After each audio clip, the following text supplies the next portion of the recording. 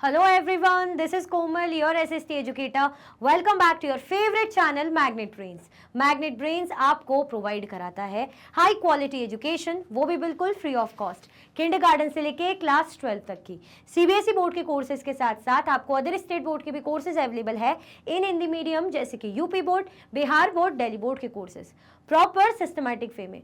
कोई दिक्कत परेशानी आपको नहीं होगी। डेली प्रैक्टिस सेट्स के क्वेश्चंस पे मिलेंगे, प्रैक्टिस भी करते जाइएगा। ई बुक्स और ई नोट्स की लिंक आपको डिस्क्रिप्शन बॉक्स में अवेलेबल है, तो भटकने की बात नहीं बनती। आज हम क्या करने वाले हैं, हमारा चैप्टर फर्स्ट रिसोर्सेज का एनसीईआरटी इंटेक्स क्वेश्चंस हम करने वाले हैं। दैट मीन्स चैप्टर के बीच के जो क्वेश्चंस होते हैं उनको हम सॉल्व करने वाले हैं बढ़िया उम्दा तरीके से। ठीक है, क्लियर हुआ? तो सबसे पहले आप क्या कर दो, वही जो मैं हमेशा कहती हूँ, लाइक शेयर कर दो। ठीक है, जल्दी जल्दी से क्या कर दीजिए, लाइक एंड शेयर कर दीजिए फटाफट से। फिर आपको पेज नंबर 1 पे जो क्वेश्चन दिया है, आपके पहले ही पन्ने पे, पहले ही पेज पे जो क्वेश्चन दिया है उसको हम सॉल्व करेंगे। ठीक है, तो जल्दी जल्दी से क्या करना है, आपको लाइक एंड शेयर कर देना है। तो लाइक और शेयर कर दो।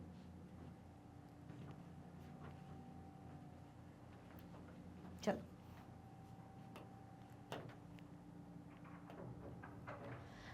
क्वेश्चन फर्स्ट क्या है, list out 5 resources you use in your home and 5 you use in your classroom. आपको 5 रिसोर्सेज बतानी है जो आपके घरों में यूज करते हो, और 5 रिसोर्सेज बतानी है जो आपके क्लासरूम में यूज करते हो। रिसोर्सेज है ना, साधनों को 5 जो घर में यूज करते हो, 5 जो क्लासरूम में यूज कर सकते हो। तो 5 आपको बतानी है, घर की और बाहर की। तो कमेंट में मुझे बताइए कौन सी रिसोर्सेज यूज करते हैं आप लोग। घर का बताइए पहले। ठीक है, कोशिश कीजिए, ट्राई कीजिए, पता ही होगा अच्छे से कौन सी रिसोर्सेज होगी। चलो देखते हैं, बहुत सारी है रिसोर्सेज यूज इन होम्स। सबसे कॉमन, सबसे पहले इलेक्ट्रिसिटी की अगर हम बात करें तो बिल्कुल ही बेसिक नीड है। लाइट के बिना काम कैसे चलेगा, लाइट के बिना टीवी कैसे देखोगे, लाइट के बिना पढ़ोगे कैसे, है ना, लाइट के बिना भाई अंधेरे में काम कैसे होगा। लाइट तो बहुत ज़्यादा मस्ट है। Electricity is a basic resource use in almost every home. Electricity क्या है, बिल्कुल ही बेसिक रिसोर्स है और ऑलमोस्ट हर घर में यूज होती है। हाँ, अभी भी कुछ मतलब हम ऐसा नहीं बोलेंगे बहुत सारे, कुछ ऐसे इलाके जहाँ पे बिल्कुल बिजली का नामो निशान हमें देखने को नहीं मिलता है ऐसे कुछ बैकवर्ड एरियाज जहाँ पे ग्रोथ नाम की कोई चीज़ ही नहीं है। लेकिन अगर हम ऑलमोस्ट बात करें, इसलिए तो कहा है कि ऑलमोस्ट लिखा है, ऑलमोस्ट लगभग सबके घरों में इलेक्ट्रिसिटी मिलती है, बेसिक रिसोर्स है। It is used to power lighting, heating, cooling and various home appliances such as refrigerator, washing machines and televisions। जैसे मैंने टीवी का एग्जांपल आपको दे दिया था कि बहुत सी चीज़ों के लिए काम आती है ना, पावर लाइटिंग के लिए, हीटिंग के लिए, कूलिंग के लिए, और बहुत से ऐसे होम अप्लाइंसेस जैसे रेफ्रिजरेटर्स हो गए, है ना, वॉशिंग मशीन में, टेलीविज़न। तो क्या इनमें बिजली की ज़रूरत नहीं है? बिल्कुल ज़रूरत है। आपको कपड़े धोने हैं वॉशिंग मशीन में तो बिजली चाहिए भाई। आपको ठंडा पानी पीना है ना, ठंडा बिल्कुल मिल्क शेक या जो भी चीज़ें, तो रेफ्रिजरेटर की ज़रूरत नहीं है। सब्जी वगैरह आप जैसे फ्रिज वगैरह में रख देते हो स्टोर करके, है ना, टेलीविज़न। तो इन सब के लिए इलेक्ट्रिसिटी ज़रूरी है, जो आप बिल्कुल घर में बेसिक नीड है, आप यूज़ करते हो। Now water is another important resource use in Holmes. Water की बात करें तो वाटर क्या एक और इम्पॉर्टेंट रिसोर्स है जो हम घरों में यूज़ करते हैं। ठीक है, पानी का तो हम बिल्कुल भूल ही सकते, पानी तो बहुत ज़्यादा कॉमन चीज़ है, उसके बिना तो काम बिल्कुल चलेगा ही नहीं, है ना। It is use for drinking, cooking, cleaning and bathing. किस किस चीज़ों के लिए यूज़ होता है, ये पीने के लिए यूज़ होगा भाई, खाना वाना बनाने के लिए यूज़ होगा, क्लीनिंग के लिए यूज़ होगा, है ना, बाथिंग वगैरह के लिए यूज़ होगा, नहाने के लिए। Water is supplied to homes through pipes. Water supplied होते हैं घरों में पाइप्स के थ्रू, है ना, पाइप्स के थ्रू जाते हैं, पाइपलाइन लगी होती है ना, बोलते पानी का पाइपलाइन लीक हो रहा है, वाटर लीक हो रहा है, तो पाइपलाइंस के थ्रू पानी जाता है। And is usually treated to make it safe for consumption. और इसको कैसा करा जाता है भाई, सेफ बनाया जाता है, क्लीन बनाया जाता है, क्योंकि पानी है, इसका मतलब ये नहीं कि हम कैसा भी पानी पी रहे हैं। ऑब्वियसली हम साफ सुथरा, clean, neat and clean, good ऐसा पानी पीते हैं ना जो पीने लायक हो, यूज करने लायक हो। क्लियर, कोई कंफ्यूजन, दिक्कत तो नहीं। तो पहला हमने क्या देखा, इलेक्ट्रिसिटी और वाटर, ये हम घरों में यूज करते हैं रिसोर्स। ठीक है, Natural gas is commonly used as a source of heat in homes। Natural gas की बात करें तो भाई सोर्स ऑफ हीट है जो हम घरों में यूज करते हैं, है ना। पावर गैस स्टोव्स हो गया, ओवंस हो गया, वाटर हीटर्स हो गया। Natural gas is also use to power furnace for heating homes during the winter months. तो इतनी सारी चीज़ों में नेचुरल गैस काम आती है जो हम घरों में यूज़ करते हैं, इतनी सारी चीज़ों के लिए। Internet, the internet is an essential resource used in many homes। it is used for communication, entertainment and education। भाई इंटरनेट क्या है, एक बहुत ही एसेंशियल रिसोर्स है जो घरों में हम यूज़ करते हैं, ऑलमोस्ट जो आजकल सारे ज़माने भर में यूज़ हो ही रहा है, ऑलमोस्ट, मैं नहीं कहूँगी 100%, ऑलमोस्ट सब जगह इंटरनेट का यूज़ है ही।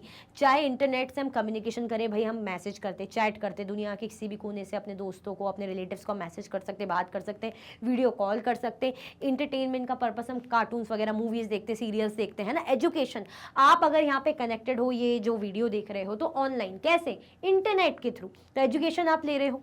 Many people work from home and depend on the internet to stay connected with colleagues and clients. बहुत से लोग तो घर से काम करते हैं, आप सुनते हो ना, वर्क फ्रॉम होम, लैपटॉप लेके काम कर रहे हैं, सिस्टम में बैठ के काम कर रहे हैं, कैसे कर पा रहे हैं, कैसे ऑफिस का काम घर बैठे बैठे कर रहे हैं, भाई लोगों से कनेक्ट हो रहे हैं, क्लाइंट से बातें कर रहे हैं, उनको डेटा भेज रहे हैं, डेटा ले रहे हैं, तो किसके थ्रू, इंटरनेट के थ्रू, ठीक है। तो इतना ज़्यादा इंपॉर्टेंट है जो घरों में हम यूज़ करते हैं। Furniture is another example resource use in homes, एक अनदर इम्पॉर्टेंट रिसोर्स है जो हम घरों में यूज़ करते हैं। It includes items such as beds, sofas, chair, tables and cabinets, है ना, बेड जिस पर हम सोते हैं, सोफ़ा जिस पर हम बैठते हैं, तोड़ते हैं, मस्ती करते हैं, चेयर हो गई, टेबल्स हो गई, कैबिनेट्स, तो ये सब चीज़ें क्या है, फर्नीचर है, जो कि एक इंपॉर्टेंट रिसोर्स है, बड़ी बड़ी ज़रूरी है ना। हम अगर घर खरीदते हैं तो घर में सबसे पहले थोड़ी कपड़े खरीदेंगे, हम घर में खरीदने जैसे घर खरीदते हैं, कुछ भी नया घर लेते हैं, हम क्या बोलते हैं, अरे बिस्तर, बेड होना चाहिए, ये होना चाहिए, सोफ़ा लाओ, चेयर होना चाहिए, यही दिमाग में आता है, तो यानी कितना ज़्यादा इंपॉर्टेंट है। These items provide comfort and functionality to home, है ना, ये क्या प्रोवाइड करती है भाई, कंफर्ट प्रोवाइड करती है, अच्छा लगता है हमें, और फंक्शनलिटी, भाई ज़रूरी तो होता ही है, फिर हम इसमें काम करते हैं, है ना, बैठते हैं, सोते हैं, ठीक है। तो ये रिसोर्सेज जो हैं हम घरों में यूज़ करते हैं, natural gas, internet, furniture, water, electricity. चलो, नाउ रिसोर्सेज जो हम क्लासरूम में यूज़ करते हैं, स्कूल में यूज़ करते हैं, टेक्स्ट बुक रिसोर्स है भाई, उससे पढ़ लिख रहे हैं हम। Textbook are an essential resource use in classrooms, they provide students with information on various subjects and are use to teach and reinforce concept, है ना। टेक्स्ट बुक बड़ी ही महत्वपूर्ण रिसोर्स है जो क्लासरूम में हम यूज़ करते हैं।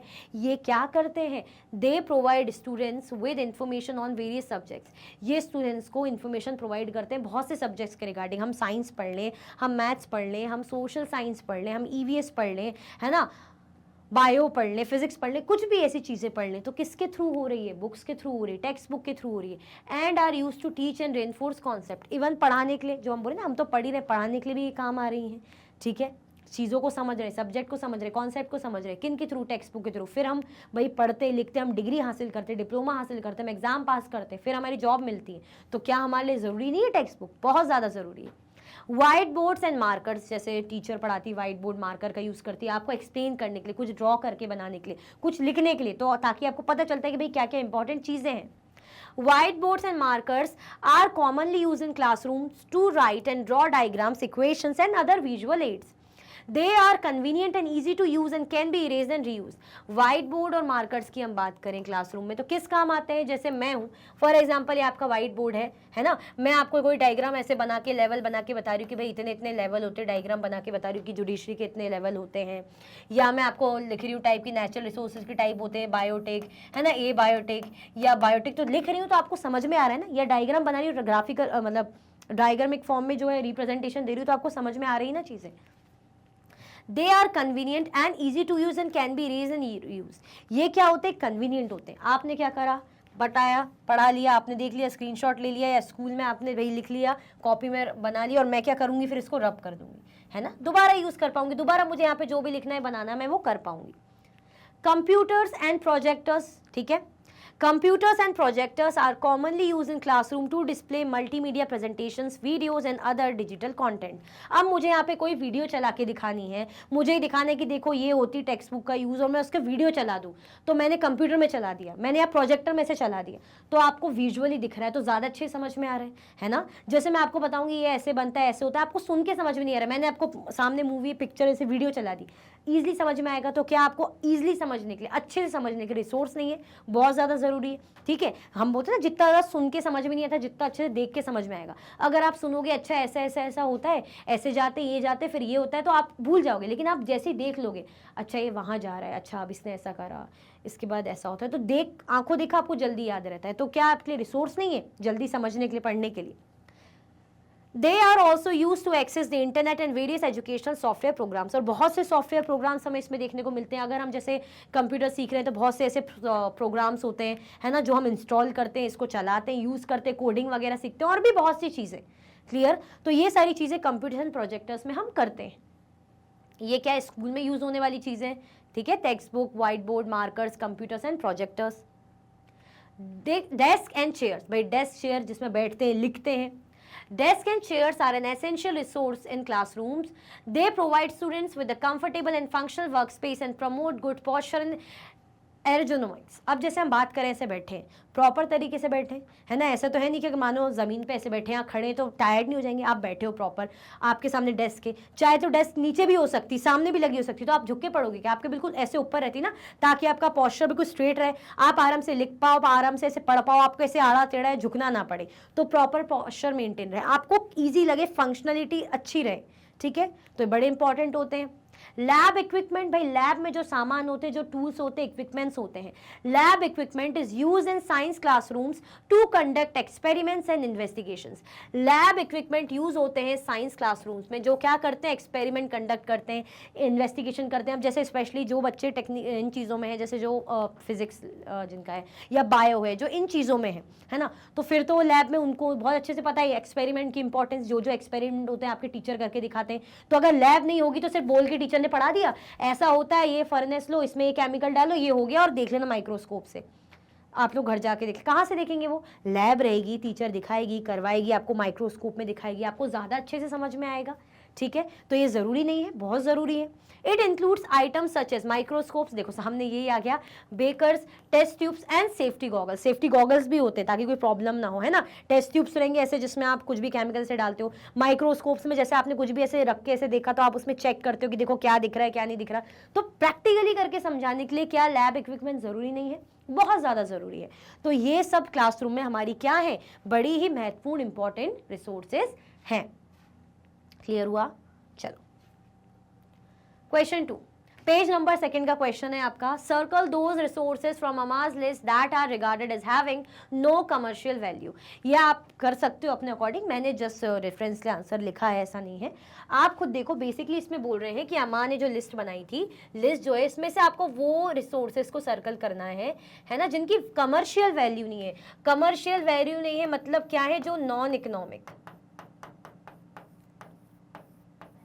नॉन इकोनॉमिक का मतलब, या और आप ऐसे कर सकते हो, मॉनेटरी, विच हैज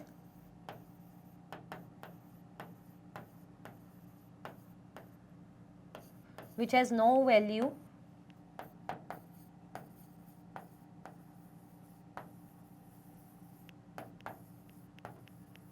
है ना, जिसका मॉनेटरी टर्म्स में इसकी कोई वैल्यू नहीं है।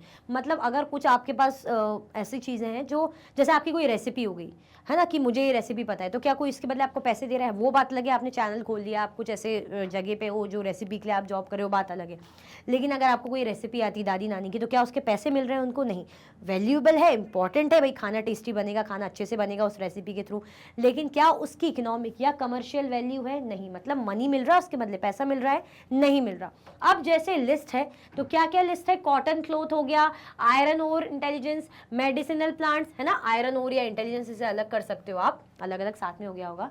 मेडिसिनल प्लांट्स हो गया, मेडिकल नॉलेज हो गया, coal deposit, beautiful scenery, agricultural land है, क्लीन एनवायरमेंट है, ओल्ड फोक सॉन्ग्स है, गुड वेदर है, रिसोर्सफुलनेस है, गुड सिंगिंग वॉइस हो गई, या ग्रैंड मदर की जो है होम रेमेडीज वो आई गई। Affection from friends and families, आपको फ्रेंड्स एंड फैमिली से अफेक्शन मिल रहा है।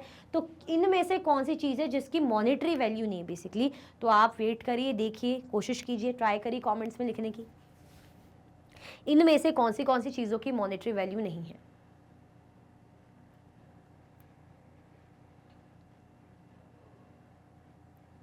कोशिश करो, ट्राई करो।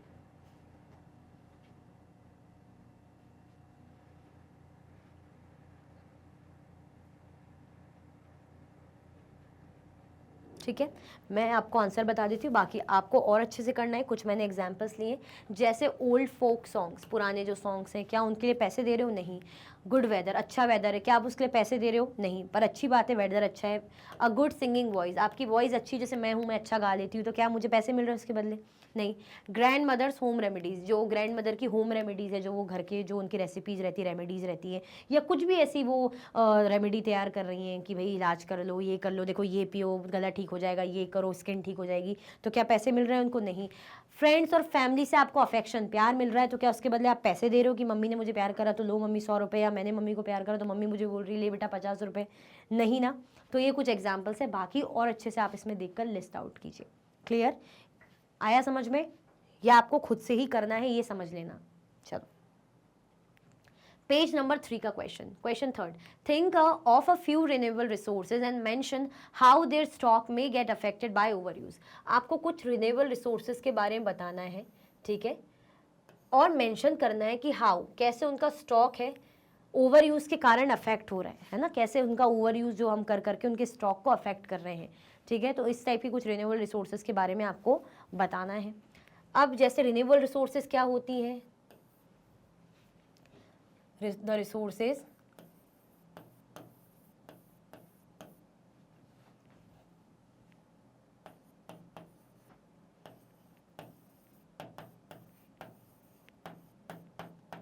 which gets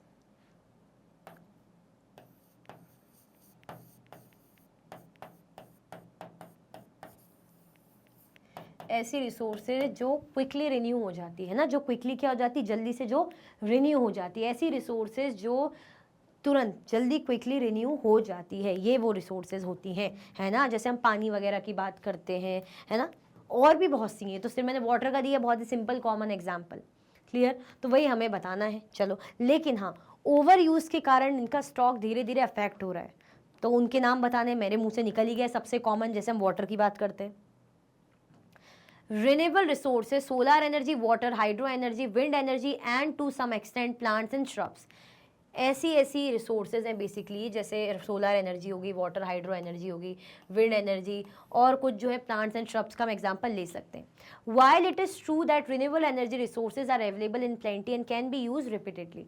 अगर हम बात करते हैं कि रिन्यूएबल रिसोर्सेज उस टाइप की रिसोर्सेज होती हैं जो अच्छी खासी मात्रा में रहती हैं और हम उसको रिपीटेडली यूज़ कर सकते हैं, जैसे अभी यूज़ कर लिया, फिर यूज़ कर रहे हैं, फिर यूज़ कर सकते हैं, फिर यूज़ कर सकते हैं, और अच्छे खासे उस पर होती, प्लेंटी रहती, काफ़ी है।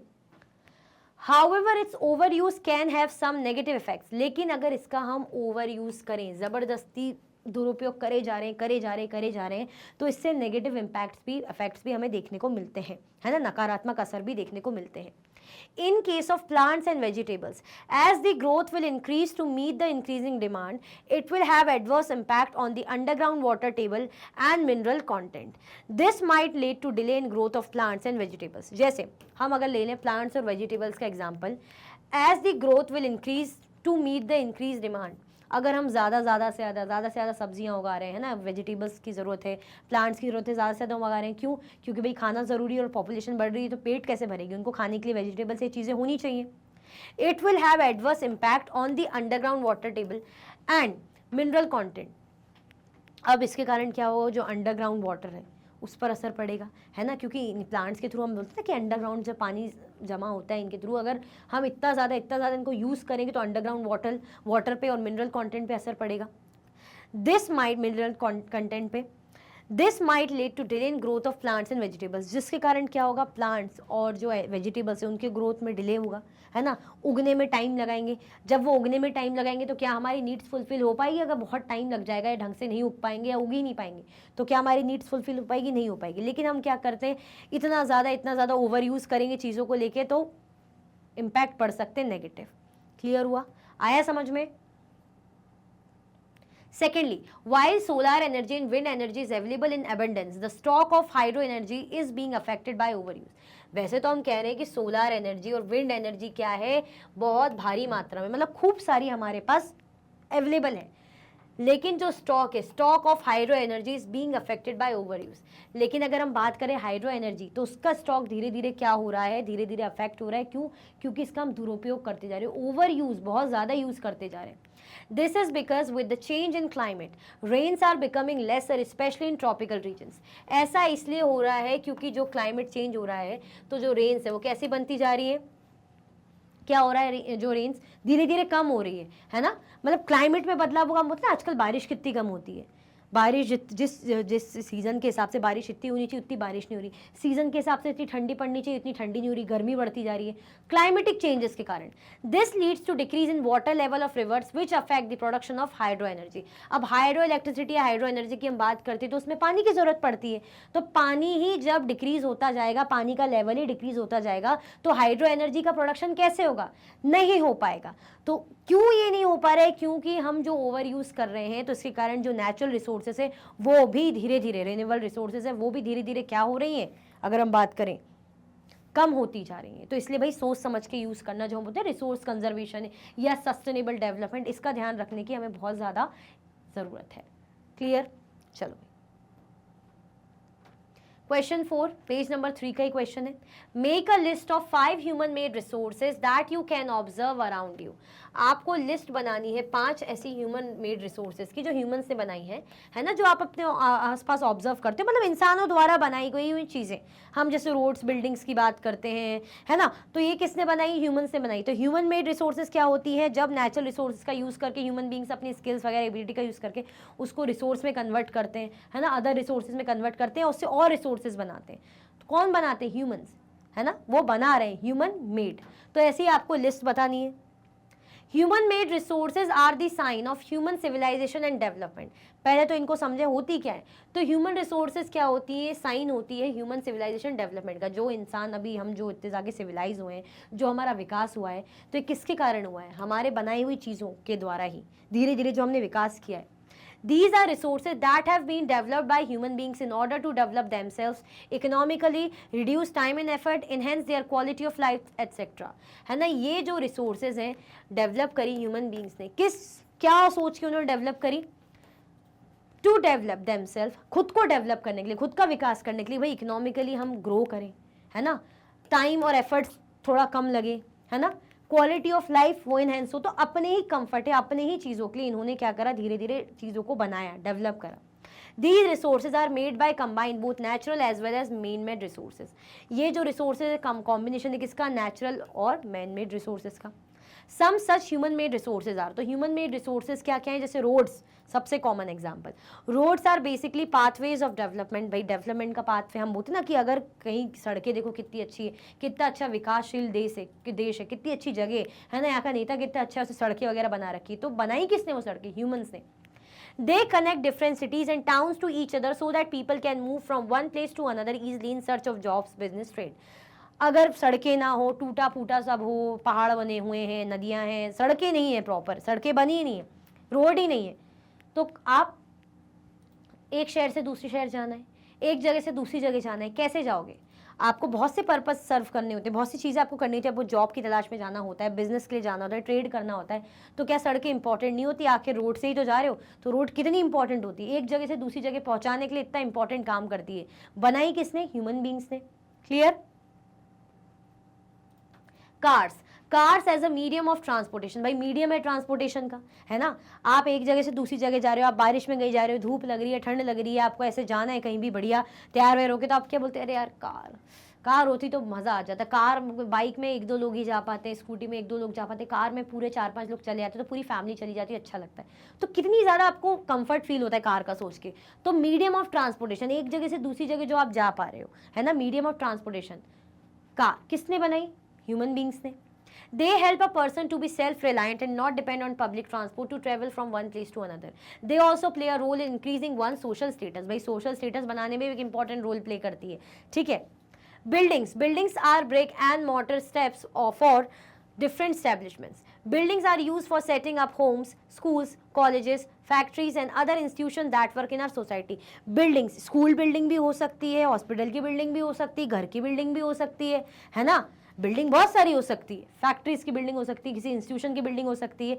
तो ये बिल्डिंग क्या है, हमारे समाज में जो हम लोग काम कर रहे हैं, जो हम रह रहे हैं, जो हम ऑफिस जा रहे हैं, जो स्कूल जा रहे हैं, तो ये बिल्डिंग्स में ही तो हो रहा है। तो हमारी सोसाइटी के लिए कितना ज़्यादा ज़रूरी है, हमारी सोसाइटी के वर्किंग के लिए कितना ज़्यादा ज़रूरी है। ठीक है, किसने बनाया? ह्यूमन बींग्स ने। Machines are basically use to reduce human time and effort. हम बोलते हैं मशीन से बड़ी हेल्प हो जाती है, अरे ये मशीन बढ़िया है ना, ये मशीन से जल्दी खाना बन जाता है, ये मशीन से कपड़े धुल जाते हैं, ये मशीन से साफ सफाई हो जाती है, मशीन मशीन मशीन। तो machine are basically use to reduce human time and effort. Human beings का टाइम और एफर्ट को रिड्यूस करने में मशीन एक बड़ा ही इंपॉर्टेंट रोल प्ले करती है ना। जैसे हम थक जाते हैं कि हाथों से कपड़े धोना है यार, हाथों से रोटी बनानी है, अब तो रोटी मेकर आ गई, बहुत सी चीज़ें आ गई। क्या है वो चीज़? मशीन में हो रहा है हेल्प। तो मशीन ने आपका टाइम और एफर्ट को क्या करा? कम करा। ठीक है, इलेक्ट्रिसिटी लग रही है, ऐसी बात नहीं है, लेकिन टाइम एंड एफर्ट को बचाया। In today's time, there is a machine for smaller tasks like cutting vegetables to most difficult jobs like installing satellites in outer space. Machines का यूज़ बहुत से छोटे काम से लेके बड़े से बड़े काम तक ले हो सकता है ना। आपको सब्जियां काटनी, जो चोपर वगैरह, ये क्या हो जाती है, ऐसे ऐसे घुमाया कट जाती सब्जियां, तो मशीन है ना। डिफिकल्ट जॉब जैसे सैटेलाइट इंस्टॉल करना आउटर स्पेस में, किसके थ्रू? मशीन के थ्रू। तो मशीन छोटे से छोटे काम लेके बड़े से बड़े काम करती है। किसने बनाया? ह्यूमन बींग्स ने। ठीक है, ह्यूमन मेड है भाई, क्लियर। रेफ्रिजरेटर, ठंडा ठंडा पानी, और ठंड के टाइम तो फिर क्या ही बोले। Refrigerator is a machine that is use to keep eatable items like fruit, vegetables, dairy products etcetera fresh and cold. Refrigerator machine होती है जो किस काम आती है? जो भी खाने पीने की चीज़ें होती हैं उनको प्रिजर्व करने के लिए, अच्छे से रखने के लिए, प्रोटेक्ट करने के लिए। जैसे फ्रूट्स, वेजिटेबल्स, डेयरी प्रोडक्ट्स, ये कैसे रहेंगे? फ्रेश रहेंगे, कूल रहेंगे, है ना। अगर आप कोई भी सब्जी जैसे रात की बच गई, आप बाहर रख दोगे तो आप बोलोगे स्मेल आ रही, ख़राब हो गई, आप फ्रिज में रख दोगे, है ना, तो ताकि फ्रेश रहे, है ना, और ठंडी रहे, फिर उसको बाद में गर्म करके खा लो, या कुछ भी ऐसी और चीज़ें, वेजिटेबल्स, फ्रूट्स वगैरह। तो बहुत से ऐसे प्रोडक्ट्स हैं जो फ्रिज में भी रखते हो, रेफ्रिजरेटर जिसको बोल रहे हैं। तो ये सारी क्या है? ये सारी ह्यूमन मेड रिसोर्सेज है जिसको ह्यूमन बींग्स ने बनाई है। रोड इंसानों ने बनाई है, कार इंसानों ने बनाई है, बिल्डिंग, मशीन्स और रेफ्रिजरेटर। आप बहुत सारे एग्जाम्पल दे सकते हो। टाइम देखने के लिए वॉच काम आ रही है, किसने बनाई? इंसान ने ही बनाई है। ठीक है, ये तो मैंने बहुत ही छोटा सा एग्जाम्पल दे दिया, और भी बड़े बड़े एग्जाम्पल आप दे सकते हो। क्लियर? चलो, पेज नंबर 5 और 6 का है, मतलब 2 पेजेस में पूरा क्वेश्चन है। एक्टिविटी, रहीमन पानी राखिए, बिन पानी सब सून, पानी गए ना उबरे, मोती मानस चून। Says Rahim, keep water as without water there is nothing without water, pearl, swan and dough cannot exist. अब यहाँ क्या बताया जा रहा है हमें? एक पोएम जैसी है ना। तो इसका अगर हिंदी मीनिंग देखें, जो रहीम का कहना है कि water, keep water as without water there is nothing, भाई पानी रखो, क्योंकि पानी के बिना कुछ भी नहीं है। पानी के बिना ना पर्ल है, ना स्वान है, ना डो है, कुछ भी एग्जिस्ट नहीं कर सकता। These lines were written by the poet Abdul Rahim Khana Khana, one of the 9 gems of Akbar's court. What kind of resource is the poet referring to? Write in 100 words what would happen if this resource disappeared. ये अकबर जो है, जो emperor थे, मुगल बादशाह अकबर के court में, दरबार में थे, पोएट अब्दुल रहीम खाना खाना, उन्होंने ये लिखी है ना। जो 9 जो बोलते हैं 9 रत्न थे अकबर के, तो उन 9 रत्नों में से एक थे। अब ये जो रिसोर्स है जिसके बारे में पोएट बात कर रहे हैं, कौन से रिसोर्स के बारे में पोएट बात कर रहे हैं? किस रिसोर्स का यहाँ पे डिस्कशन चल रहा है? बताओ, क्या लग रहा है आपको? पानी। Right in 100 words what would happen if this resource disappeared. आपको 100 शब्दों में लिखना है, ज़्यादा बड़ा नहीं, 100 वर्ड्स में लिखना है, और ये बताना है कि जिस रिसोर्स के बारे में बात कर रहे हैं, क्या होगा अगर वो डिसअपियर हो जाए, क्या होगा अगर वो रिसोर्स क्या हो जाए? डिसअपियर हो जाए, वो आपको बताना है। ठीक है, तो चलो देखते हैं भाई, अगर डिसअपियर हो जाए, वैसे हम दिख ही रहे हैं, हम पानी की बात कर रहे हैं। चलो, answer, all the living organisms including plants, animals and human beings cannot survive without water. सभी की बात करें, चाहे प्लांट्स की बात करें, एनिमल्स की बात करें, ह्यूमन बींग्स की बात करें, भाई पानी के बिना प्लांट, मम्मी बोलती ना पानी डालो पेड़ों में, पानी डालो मुरझा जाएगा, जरूरी है। एनिमल्स पानी पिएंगे, भाई देखा नहीं, बोलते जानवर प्यास से मर गए, बेचारे जानवर प्यास से घूम रहे हैं। आपके घर में अगर पेट होगा तो बिना पानी कैसे हाफते, हफिंग एंड पफिंग हो जाती है उनकी। ह्यूमन बींग्स, भाई हमारे तो फिर क्या ही कहने, पानी के बिना क्या सर्वाइव कर सकते हो? पीने, नहाने, क्लीनिंग, वॉशिंग वगैरह के नहीं ना। Water is use for drinking, cooking, cleaning, washing, bathing. भाई जैसा कि अभी मैंने बताया, पानी पीने के लिए भी यूज होता है, खाना बनाने के लिए भी यूज होता है, क्लीनिंग के लिए भी, वॉशिंग के लिए भी, बाथिंग के लिए भी, बिल्कुल बेसिक नीड है। Water is also use for irrigation and agriculture. Water चाहे हम बात करें सिंचाई के लिए, खेती बाड़ी के लिए, इसमें भी यूज होता है। फसलें बिना पानी के कैसे उगेगी? सिंचाई में पानी चाहिए।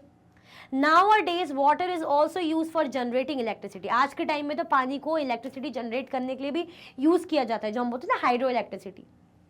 Water is used in all sectors of life, from personal life to agricultural sectors, industrial sectors, etc. No form of life is possible without water.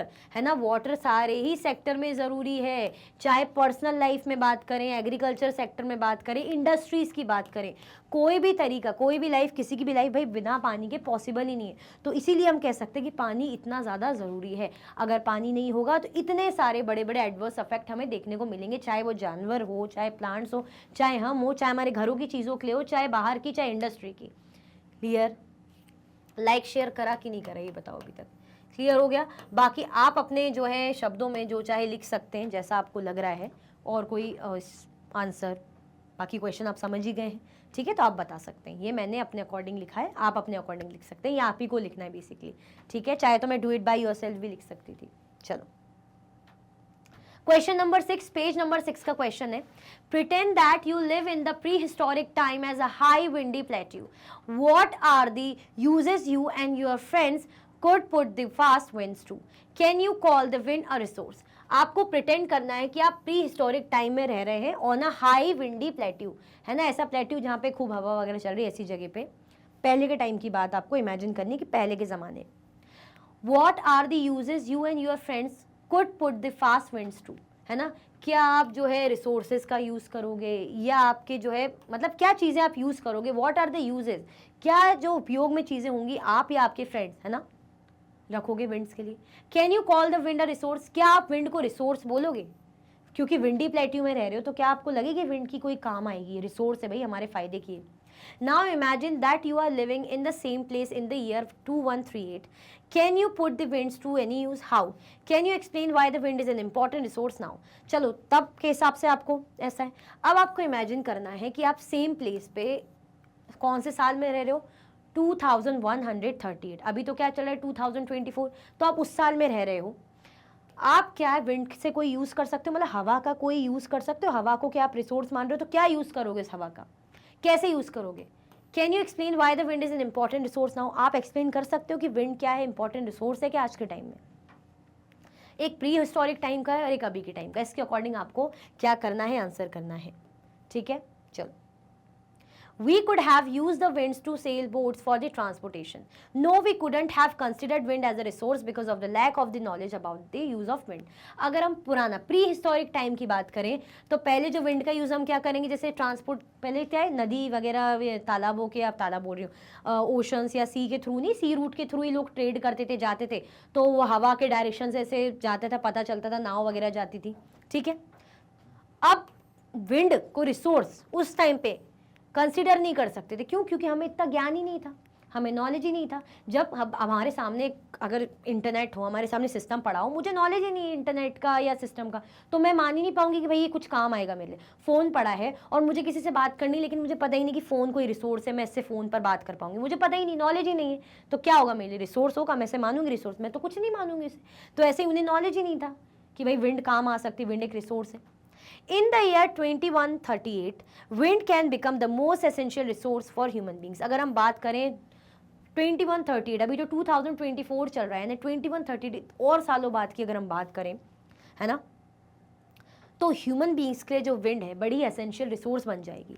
It can be use for generating electricity and power in a large scale. भाई ये electricity generate करने के लिए काम आएगी, power generate करने के लिए काम आएगी. आप जैसे क्या देखते हो, सबसे कॉमन विंड मिल, हवा से घूमता है विंड मिल, है ना, किस काम आता है मुझे कमेंट में बताना. तो क्या रिसोर्स नहीं है?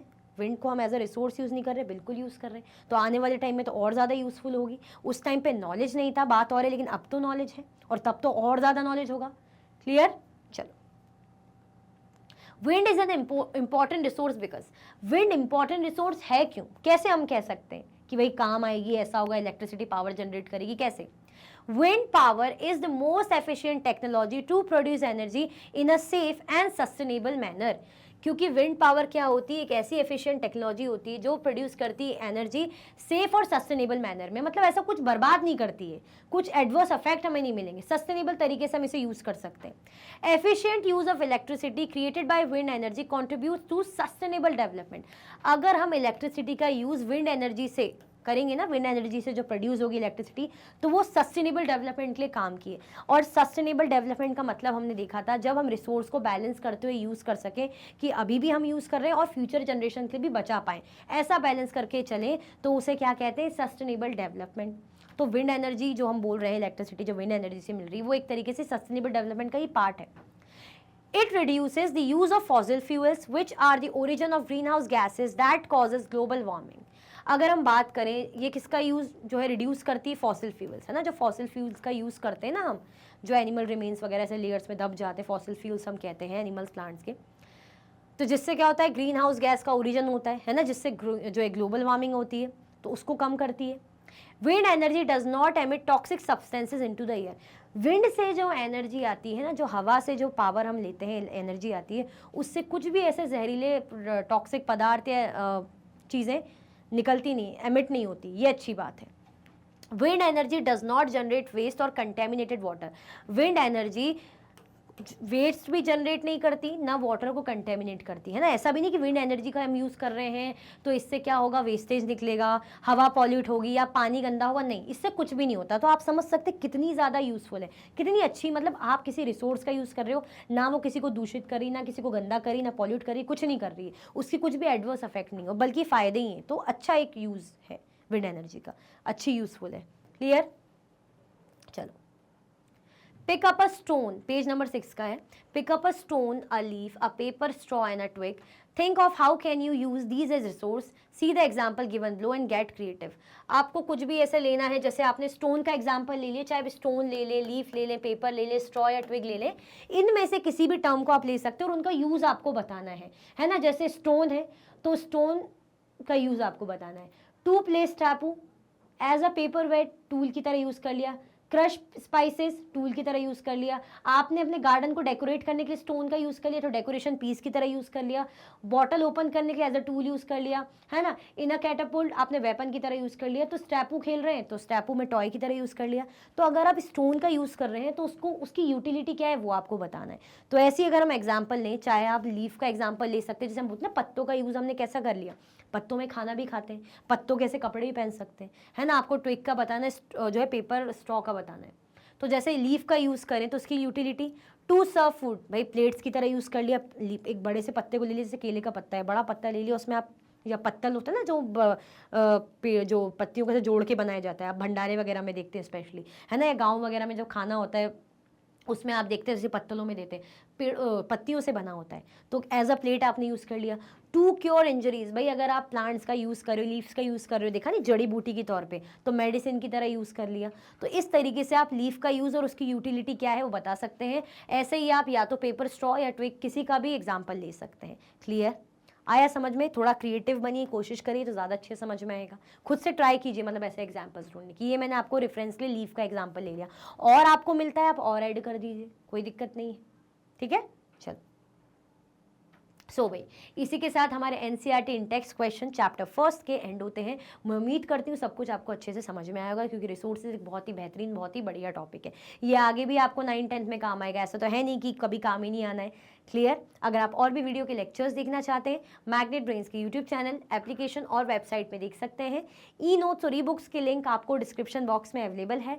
ये सारे हाई क्वालिटी के कोर्सेज हैं, जैसे कि CBSE board, Delhi board, Bihar board, UP board, MP board, Rajasthan board, Vedic maths crash course, spoken English courses अच्छी क्वालिटी में और 100% फ्री अवेलेबल है। आप हमें सारे के सारे प्लेटफॉर्म पर भी यूज़ कर सकते हैं, जैसे कि फॉलो कर सकते हैं, सॉरी, जैसे यूट्यूब हो गया, फेसबुक हो गया, इंस्टाग्राम, एक्स और व्हाट्सएप पे। तो लाइक, शेयर, सब्सक्राइब करना बिल्कुल भी ना भूलें। अपना ख्याल रखें। Thank you so much for watching.